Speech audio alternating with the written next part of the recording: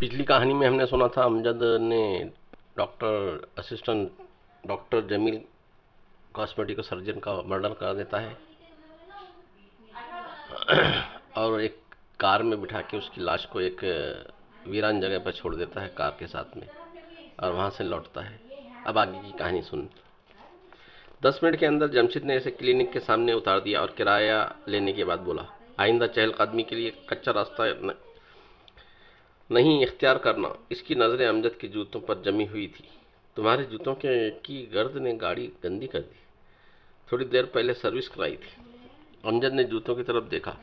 इस पर खासी गर्द जमी हुई थी। वो जमशेद की बात सुनकर जवाब दिए बगैर अपने कमरे की तरफ चल पड़ा। अगली सुबह नाश्ते से पहले जंगल में दौड़ के दौरान इसकी मुलाकात मुनीर से हो गई। हस्बे मामूल मुनीर ने दूसरे हेल्थ सेंटरों का जिक्र छेड़ दिया। लब्बे लुबाब मुआवजे के सिवा कुछ ना होता। अमजद का इनसे बातें करना ज़रूरी होता। वो इसकी हाँ में हाँ मिलाता रहता। इसे किसी नए मरीज पर कड़ी नज़र रखना थी, जैसा कि तंजीम के जासूस ने मुतला किया था कि पुलिस का कोई मुखबिर अनकरीब मरीज की बहस में क्लिनिक के पुरस्कार मामले की खोज करना चाहता है। शाम को उसने हम्माद को फ़ोन किया। अच्छा हुआ तुमने फ़ोन कर लिया। दूसरी जानिब से हम्माद जैसे छूटते ही बोला, प्रोग्राम में थोड़ी सी तब्दीली हो गई है, मैं कल रात आ रहा हूँ। ओह अच्छा। मैंने तुम्हें यह बताने के लिए फ़ोन किया है कि डॉक्टर जमील को अचानक जाना पड़ गया। गालिबन 2-3 रोज़ बाद वापस आएगा। कोई फ़र्क नहीं पड़ता, रकम तैयार है। इस मामले में फ़िक्र करने की कतई ज़रूरत नहीं। बहुत खूब, तो फिर कल मुलाकात होगी शुमाल में बड़ी चट्टान के करीब। अमजद ने सिलसिला मुनक़ता कर दिया। वो खासा मुतमईन नज़र आ रहा था। अगले रोज़ नाश्ते के बाद हस्बे प्रोग्राम सब लोग लेक्चरर हॉल में जमा थे, जहाँ टीम का एक और डॉक्टर जो जवाद दिमागी सेहत के मौजू पर लेक्चर दे रहा था। अमजद ने देखा कि चंद मरीज नहीं थे जिनसे वो गपशप लगाना और राह रस्म बढ़ाना समझता था। मालूम हुआ कि वो सब जंगल की सैर और तालाब में डुबकी लगाने गए हुए हैं।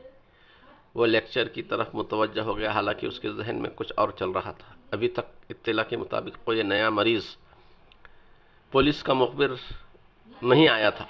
अमजद ने उसे कत्ल करने का इरादा कर रखा था। वो बहुत शफ़ाक आदमी था, जो इसका बिजनेस था, इसमें एक ज़रा सी भी ताख़ीर या रिस्क लेने की गुंजाइश न थी। इसी सबब इसने पहले डॉक्टर जमील को साथ मिलाया। फिर इसे तंजीम वालों ने यहाँ नौकरी दिलवाई। सीनियर डॉक्टर मसूद हायल होने लगा तो डॉक्टर जमील के ज़रिए ही इससे अद्वियात के ज़रिए गलत डोज देकर पुरअसरार तरीके से मरवा दिया। इसके बाद जमील खुद भी अमजद के हाथों न बच सका। लेक्चर के बाद अमजद इस्तकबाल या काउंटर की तरफ भागा। इसकी तवक्को के ऐन मुताबिक 2 नए मरीज दाखिल हुए थे। एक का नाम शौकत था, दूसरी कोई खातून थी। खातून तो मुखबिर नहीं हो सकती थी पुलिस की। उसने सोचा शौकत पर नज़र रखना ज़रूरी है। वो मोहतात हो गया और तंजीम के सरबराह को मुत्तला कर दिया कि इसने पुलिस के मुतवक्का जासूस को ट्रेस कर लिया है, मगर बेफिक्र रहा जाए। इसके वहाँ होते हुए काम में मुदाखलत न होगी। बाकी लोग भी अमले के भेस में अपना काम सही तौर पर बजा ला रहे थे। अमजद ने अब शौकत से राह रस्म रखने का प्लान बना लिया। बाकी 3-4 अफराद मरीजों को इसने अपनी शक की लिस्ट में से खारिज कर दिया था। शौकत अब इसका मेन टारगेट था। इसने तय कर लिया था कि वो वक्त ज़ाय नहीं करेगा। शक के यकीन में बदलते ही वो इसे इलाक कर डालेगा। तंजीम की तरफ से अब यहाँ से मामला निपटने का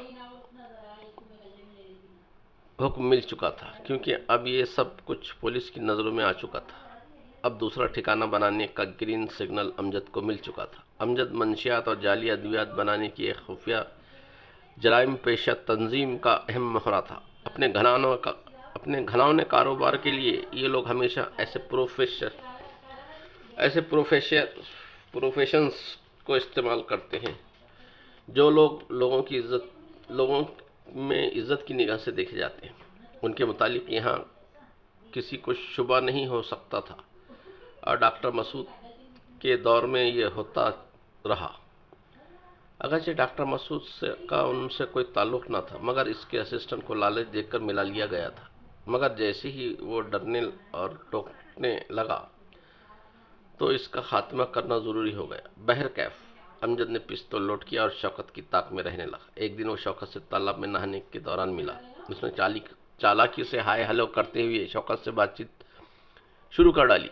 दोनों के दरमियान कुछ ही रस्मी गुफ्तगू हुई और उसके बाद शौकत दूसरी तरफ चला गया।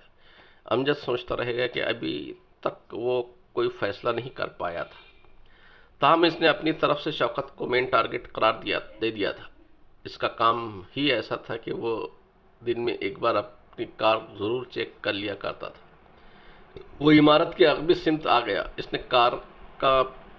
इसने देखा कि कार का पिछला हिस्सा झुका हुआ है।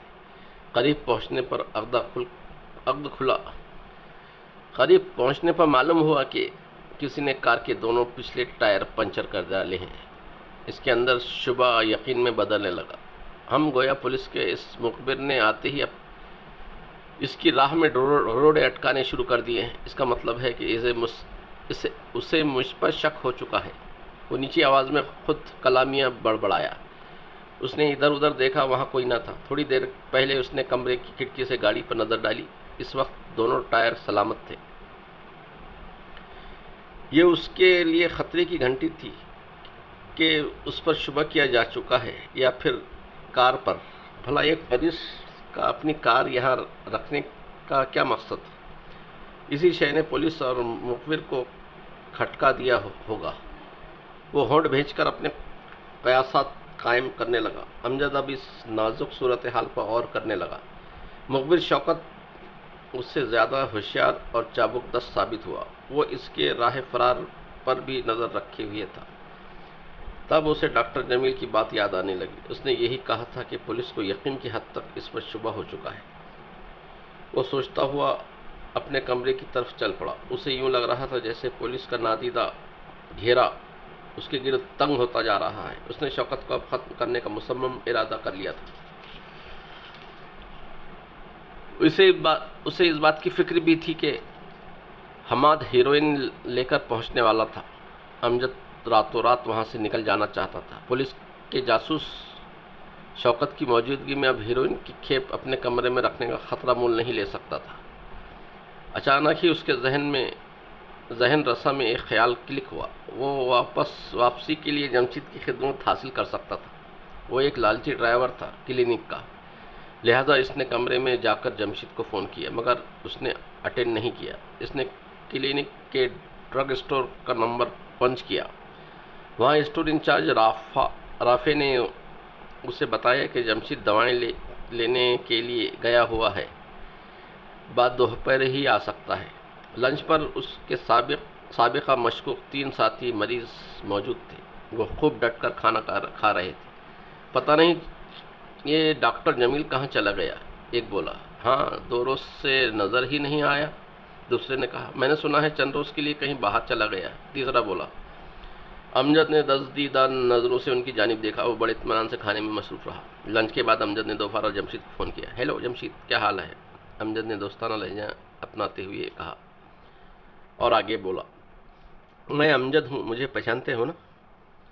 तुम वही हो ना जो परसों रात मेरी गाड़ी में क्लिनिक तक गए थे? उसने पूछा।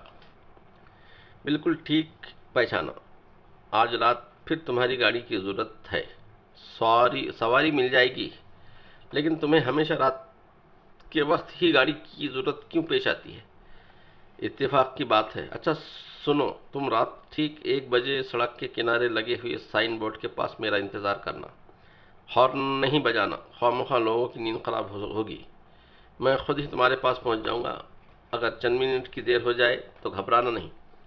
जमशीद कभी नहीं घबराता, मगर रेट डबल ही दूंगा। इसने जमशीद का जुमला मुकम्मल कर दिया। फिर राब्ता मुनक़दा करने के बाद उसने पहली मरतबा कुछ इत्मीनान महसूस किया। आखिरी खेप वसूल करने और वाइंड अप का मंसूबा कामयाबी से आगे बढ़ रहा था। अब सिर्फ एक काम बाकी था। इसमें अलमारी से ख्वाब और गोलियों की शीशी निकाली और चंद गोलियां पीसकर उनका पाउडर बना लिया। रात को खाने के बाद उसने शौकत को चाय की दावत दी, जिसे इसने कबूल कर लिया। अमजद को यकीन था कि इस पर शुबा होने के बावजूद शौकत उसकी दावत कबूल कर लेगा, क्योंकि की तरह वो भी उससे राह व रस्म बढ़ाने की सोचे हुई है होगा। अब किसे पहल मिलती है ये तो वक्त बताने वाला था। अमजद ने अपने हाथ से चाय बनाकर कप उसे पेश किया और नहायत सफाई से ख्वाब आवर सफूफ शौकत के गिलास में डाल दिया। चाय पीने के बाद दोनों चंद मिनट तक बातें करते रहे। फिर शौकत जमाइयाँ लेने लगा और फिर सोने के लिए अपने कमरे में चला गया। अमजद के होठों पर मुस्कुराहट थी। ये मरहला भी बखैर खूबी मुकम्मल हो गया था। उसने दिल में कहा, अब पुलिस रात भर सुनहरे ख्वाब देखती रहेगी, मगर उनके मुखबिर की आंख खुलेगी तो वो कुछ कुछ कर ना पाएगी। ज़बरदस्त, बहुत ही ज़बरदस्त चाल चली है आपने। साबिक़ा पुलिस मुखबिर और हाल का कांस्टेबल असलम तौसीफ़ी लहजे में इंस्पेक्टर रशीद शाह से कह रहा था, आपने मुझे या थाने के किसी आदमी को मुखबिर बनाने की बजाय वहीं के ही आदमी को खरीद लिया। लोहे को लोहे ही काटता है। इंस्पेक्टर रशीद बोला, मुझे इत्तला मिली थी कि खुफिया जुराइम पेशा तंजीम के लोग डॉक्टर मसूद के क्लिनिक पर काबिज थे, मगर वो सब गैर अहम मोहरे थे। असल और अहम मोहरा अमजद है। इसके पीछे मैंने अपना मोहरा लगा दिया है। ये काबू में आ गया तो पूरा ग्रोह काबू में आ जाएगा। आज रात रिजल्ट आ जाना चाहिए। असलम जोश से बोला। यकीनन, रशीद ने हौले से कहा, सबूत के साथ नतीजा बरामद होगा। रात के ठीक 12 बजे शुमाल में बड़ी चट्टान के पास बैठा था। चारों तरफ चांदनी फैली हुई थी और माहौल पुरसुकून था। अमजद ने सिगरेट सुलगाया और इंतजार करने लगा। चंद मिनट के बाद दरख्तों की तारीकी से उल्लू की आवाज़ से मिलती जुलती एक आवाज़ सुनाई दी। आवाज़ के जवाब में अमजद ने कुत्ते के भौंकने की मध्यम आवाज़ निकाली। दूसरे ही लम्हे एक साया दरख्तों की तारीकी से निकलकर अमजद के सामने पहुंच गया। उसने एक हाथ में हीरोइन से भरा हुआ बैग और दूसरे हाथ में पिस्तौल पकड़ा हुआ था। तुम अमजद हो? उसने पूछा। हाँ। क्या आवाज़ के कोड वर्ड्स से मुतमईन नहीं हुई है? अमजद बोला, तुम हम्माद ही हो ना? तुम्हारा अंदाज़ा ठीक है। अच्छा, एहतियात अच्छी चीज़ है। रकम लाए हो? उसने पूछा। अमजद ने एक सफ़ेद लिफाफा हम्माद की तरफ बढ़ाया।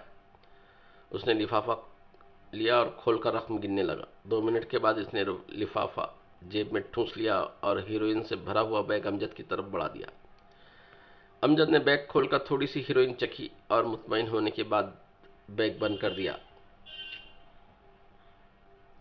मेरा ख्याल है कि अब तुम पिस्तौल जेब में रख सकते हो, अमजद ने कहा।